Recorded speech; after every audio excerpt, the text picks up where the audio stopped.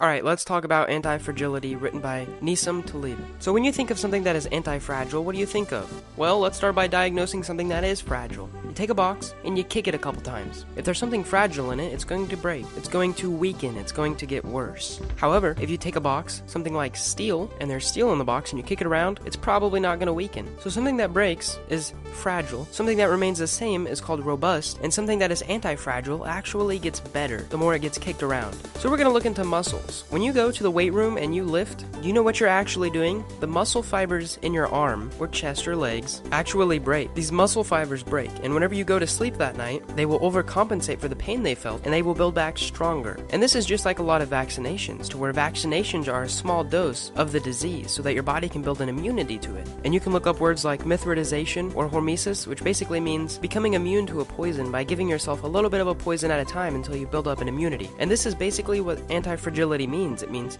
becoming better through your struggles. The author says that us as humans should always crave disorder. Being anti-fragile means being alive. If you take a porcelain cup and you throw it on the ground, it's pretty fragile and it's going to break. However, if you take a human and make them do push-ups until they can't do them anymore, they're going to get stronger. As long as they get enough recovery time, there are two things that can break an anti-fragile structure, and that is far too much stressors or not enough recovery time. Imagine a banker. The banker makes around $50,000 a year, and he always knows that his paycheck is going to come on this Thursday. But what is he relying on? He's relying on his job. Now imagine a taxi driver. He makes around $50,000 a year too. However, he does not always get a paycheck by a reliable source. One day he might make $150, another day he might only make $20. However, his job is very adaptable. So if we look at the banker is pretty fragile, because if the banks start to collapse, he will lose his job. However, the taxi driver is very anti-fragile. He's very adaptable to his situations, and he will always find a way to make enough money. And that is because he craves chaos. He craves disorder. You have to fail to get to success. Let's say that there is no randomness in your life. You wake up, you go to work for 8 hours, you come home, you do the same thing every night, you watch TV for a couple hours, and then you go to bed. You know what this is called? This is called a rut. You are living in a rut. There is no randomness, and your body will eventually start to break down. There is no mind or body growth.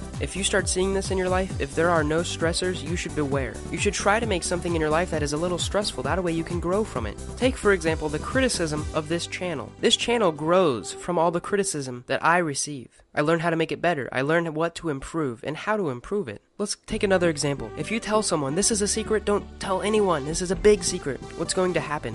It's going to get told even more often because it's anti-fragile. It's going to grow even more. Or what about banned books? Everyone in my school wanted to read the books that were banned, the books that were not allowed. Even the people that didn't want to read books, they wanted to figure out what these books were about. So I'm going to go back to my main point and say that you should try to make your life as anti-fragile as possible. How can you learn to grow from the situations that most people would frown upon, that are stressful? How can you make yourself a better person? Take every situation that happens today, and over the next month, try to look for the bright side. Try to look for the side that can make you a stronger version of yourself. I really enjoyed reading this book, and the author does an amazing job at making it so fun to read. There's actually a little bit of humor in this book. Now, he does analyze a lot of financial and economical and social situations where the anti-fragility principle can be applied, but this book was an awesome read, and because of that, I'm going to give it a 9. If a 0 was a book that I wouldn't recommend, and a 10 was a book that I would recommend full-heartedly. Leave a comment below of the next book that you would like me to review, and I'll ship it to your house if I pick it. Don't forget to like this video, and I hope you learned something. Thanks for watching, and subscribe for more.